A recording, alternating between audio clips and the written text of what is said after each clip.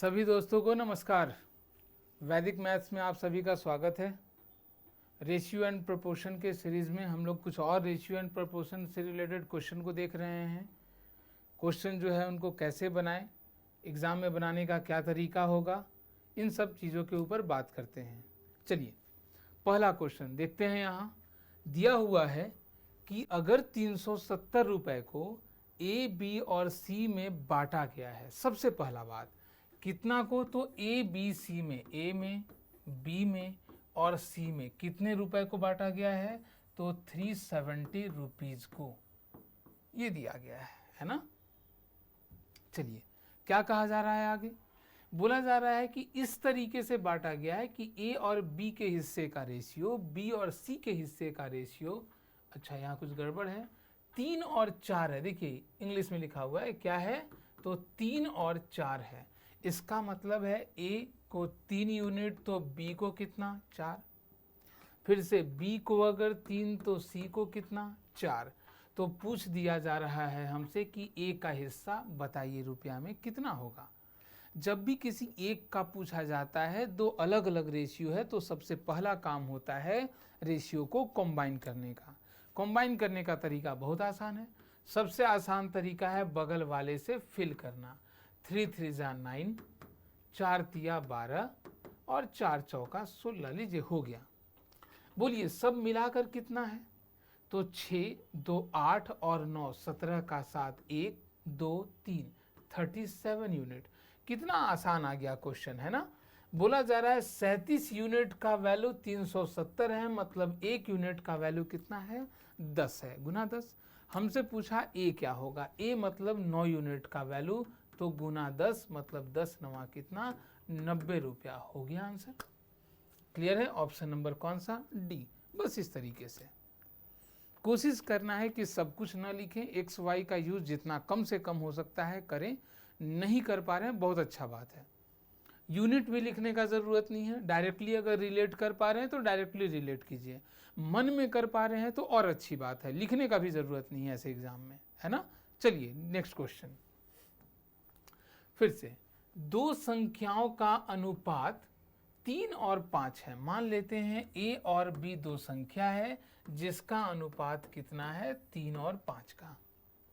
आगे कहा जा रहा है यदि प्रत्येक संख्या में 10 की वृद्धि की जाए। ध्यान से समझना है, अनुपात का चीज अलग होता है, संख्या अलग होता है। अनुपातिक चीज से, रेशियो वाले चीज से संख्या को रिलेट करते हैं, है ना। बोला दोनों में 10 बढ़ा, इसमें भी 10 बढ़ा, इसमें भी 10 बढ़ा, जिसके कारण अब रेशियो कितना हो गया, तो 5 और 7 का हो गया रेशियो, है ना। तो बोला जा रहा है कि बताइए तो छोटी संख्या है कौन सी है। ठीक है, जब भी ऐसा चीज हो ध्यान से समझना है, जब दोनों में एक जैसा चीज बढ़े, एक जैसा चीज घटे, तो ये क्वेश्चन एकदम आसान होता है। आप बस देखिए, बोलिए 3 और 5 का डिफरेंस 2 का, 5 और 7 का डिफरेंस 2 का, बस यही देखना था। अगर बराबर है तो बहुत अच्छी बात है, नहीं है तो बराबर करते हैं। करने का तरीका बताते हैं आपको, है ना। अभी पहले इसको देखते हैं। बोलिए 3 यूनिट से 5 यूनिट हो गया तो क्या 2 यूनिट बढ़ा, इधर भी 5 से 7 हो गया 2 यूनिट बढ़ा। देखिए दोनों जगह यूनिट बराबर है, तो 2 यूनिट का वैल्यू 10 है। बस ये कह रहा है ये कि 2 यूनिट का वैल्यू कितना है, तो 10 है। हमसे क्या बोला गया, छोटी संख्या बताइए। तो बताइए अगर 3 और 5 के बारे में बात करते हैं तो छोटी संख्या क्या है, 3, मतलब हम लोग को 3 यूनिट। तो बोलिए 1 यूनिट का वैल्यू 5, तो 3 यूनिट का जो वैल्यू होगा, क्या 5 गुना 3 15 होगा। क्लियर है, बस ऐसा करना है। अगर एक जैसा इंक्रीमेंट, एक जैसा डिक्रीजमेंट करने के बारे में बात किया जाता है तो नॉर्मल इस तरीके से हम लोग एकदम यूनिट से बनाते हैं, कोई बहुत बड़ा नहीं है। एक्स वाई मानने का एकदम जरूरत नहीं है। क्लियर है। चलिए अगला, उसी तरीके से दो संख्याओं का अनुपात, अच्छा वही क्वेश्चन आ गया है, ओके छोड़ दीजिए इसको। चलिए एक कक्षा में लड़कों तथा लड़कियों का अनुपात 4:5 है। बॉयज का और गर्ल का रेशियो कितना है, तो 4 का और 5 का है। 4 और 5 के रेशियो में है ना। बोलिए, यदि 4 नए लड़के कक्षा में शामिल हो जाएं, समझ में आ रहा है, लड़के 4 और बढ़ गए, तो ऐसा नहीं बोल सकते हैं कि लड़कों की संख्या 4 और 4 8 हो गई, ये कहना गलत हो जाएगा। क्लियर है? यूनिट अलग चीज़ है, न्यूमेरिकल वैल्यू अलग चीज़ है, उनको हम रिलेट करते हैं, जरूरी नहीं है कि वो हमेशा बराबर हों, हाँ बराबर हो भी सकते हैं। ठीक है, चलिए, तो हो जाए तो लड़कों की संख्या में 20% की वृद्धि हो जाती है। लड़कियों की संख्या में क्या होती है? तो 20% की वृद्धि होती है। ध्यान से समझना है, वृद्धि किस में हुआ है? केवल लड़कों की संख्या में। बताइए 4 का 20% कितना? क्लियर है? अगर ये समझना है तो कक्षा में लड़कियों की संख्या ज्ञात करनी है, कोई बात नहीं है। बोलिए, क्या मान ले लड़कों की संख्या 4x, इसका 5x, समझने के लिए तो 4x में 20% का वृद्धि हुआ, मतलब यही ना 20% का जो वैल्यू है वही 4 है, क्योंकि वृद्धि तो 4 ही का दिख रहा है, 4 लड़के बढ़े हुए हैं और तो कुछ है नहीं। तो x का वैल्यू बड़ी आसानी से निकल गया, 20 पचे 100, ये 4 से 4 कट गया, x का वैल्यू कितना आया? केवल 5। लड़कियों की संख्या कितनी है? तो 5x, मतलब 5 गुना 5 कितना है? 25 है। लड़कियों की संख्या कितनी होगी? तो सीधे 25, ऐसा बोल सकते हैं। क्लियर है? बहुत बड़ा चीज नहीं है, समझना है इन सारे चीजों को। चलिए नेक्स्ट क्वेश्चन पे आते हैं। एकदम शानदार क्वेश्चन और समझने वाला क्वेश्चन है ना? थोड़ा सा बड़ा दिख रहा है, बनता भी बड़ा है, लेकिन एग्जाम में आए तो बस देख करके टिक आउट करते हैं कि बस इसका आंसर यही होगा, दूसरा हो नहीं सकता है। क्लियर है? ये देखने में केवल बड़ा है, ठीक है। हाँ, अगर बेसिक से बनाएंगे तो रियल में बड़ा बनेगा, ऐसा नहीं है कि नहीं बनेगा। तो समझते हैं पहले क्वेश्चन को कि रियल में बनाने का ऐसे क्वेश्चन को तरीका क्या होना चाहिए, है ना।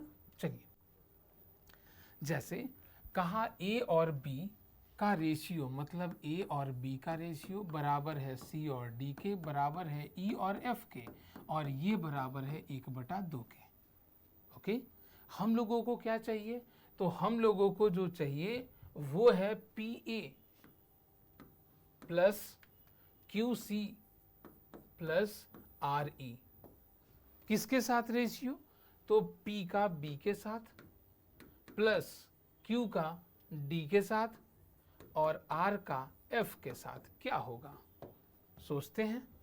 चलिए, जैसे ही ऐसा क्वेश्चन आए बनाने के हिसाब से, ठीक है, कैसे बनाएंगे, एग्जाम में डायरेक्ट याद रखेंगे, क्या होगा बताते हैं अभी तुरंत, समझिए इस चीज को।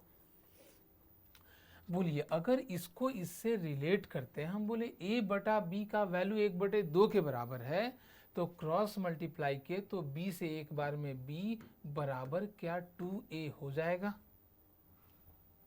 ठीक है। दूसरा, अगर हम बात कर रहे हैं यहां इन दोनों के बारे में, क्या है c/d बराबर 1/2, तो d से गुना किए तो क्या d बराबर 2c हो गया। और अगर हम बात कर रहे हैं अगला, ध्यान से समझना है इसके बारे में, बोलिए, तो f गुना n, f इक्वल टू क्या 2e हो जाएगा। बस यही 3 चीज को ध्यान में रखना है। अब वैल्यू कुछ नहीं रहा, अब तो रखना है वैल्यू। बोलिए, अगर बोल रहे हैं PA ऊपर वैसा ही है QC plus RE divided by P into B, क्या B का वैल्यू 2a रखें, 2 time of a, plus QC, क्या C, एक सेकेंड, यहाँ D है ना, D का वैल्यू क्या रखना है 2c, प्लस R, F का वैल्यू क्या 2e रखा जा सकता है। बोलिए, ऊपर तो ठीक है PA QC RE, क्या नीचे सब जगह 2 कॉमन है, तो क्या बच गया PA plus QC plus RE। देखिए पूरा कैंसिल हो गया, आया ऊपर में 1 और नीचे में कितना 2। ऑप्शन कौन होगा? D number. क्लियर है? अब ध्यान से समझना है, ऐसे क्वेश्चन को बनाए नहीं बल्कि सीधे कैसे टिक आउट करें। हमेशा देखिए, ऊपर में A है, नीचे में B, ऊपर में C D E F दिया हुआ है, तो हमेशा यहाँ जो निकालना है, देखिए P Q R यहाँ भी है, P Q R यहाँ भी है, दूसरी बात, ऊपर वाला ऊपर है, देखिए ए सी ई, देखिए ए सी ई ऊपर में है, नीचे बी डी एफ नीचे में है। जब भी ऐसा रहे तो उसका आंसर वही हो जाता है जो दिया हुआ है, मतलब इसका आंसर कितना होगा 1:2। बनाने का 1% जरूरत नहीं है ऐसे क्वेश्चन को, ठीक है, आपको बस याद रखना है ये चीज। तो ऐसे जब भी क्वेश्चन आएगा सीधे आंसर कितना होगा 1/2। क्लियर है। अब जैसे ही आपके पास ऐसा क्वेश्चन आया क्या लग जाएगा, ध्यान से देखिए, MNO वही चीज है, PRT, देखिए P पहला, R पहला, T पहला, वही है। अगला QSU, देखिए Q नीचे, S नीचे, U नीचे, हो गया, मतलब इसका आंसर क्या हो जाएगा, तो वही हो जाएगा 2/3। आंसर हो गया। आंसर कौन सा है, C नंबर, कोई बनाने का जरूरत नहीं है। तो ऐसे क्वेश्चन को बनाते नहीं हैं, याद रखते हैं कि हाँ ऐसा जब भी आएगा तो ऐसे करेंगे। कितना भी बड़ा दे दे, कितना भी छोटा दे दे, बहुत बड़ा इशू नहीं है ऐसे क्वेश्चन में स्पेशली। ओके, चलिए आज बस इतना ही करते हैं, अगले दिन फिर कुछ क्वेश्चंस के ऊपर बात करेंगे। तब तक के लिए धन्यवाद।